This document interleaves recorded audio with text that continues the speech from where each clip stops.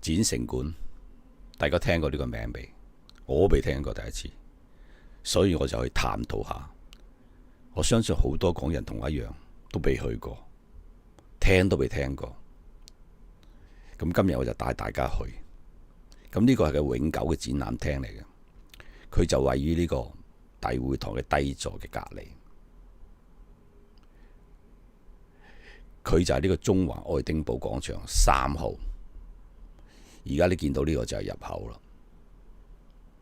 咁入到去呢，其實都小貓3、4隻嘅啫。喺呢個地下呢度呢，一個人都冇。咁呢個展覽館呢，係佔地係3200平方米嘅。咁入邊呢，有55個互動嘅展品。佢係透過呢個互動嘅展覽嘅設備，介紹香港獨特嘅過去及未來規劃嘅基建嘅發展項目。咁呢個展覽館係樓高5層，咁幫助我哋去了解主要嘅規劃項目嘅過程啦，塑造為可以持續發展嘅宜居城市。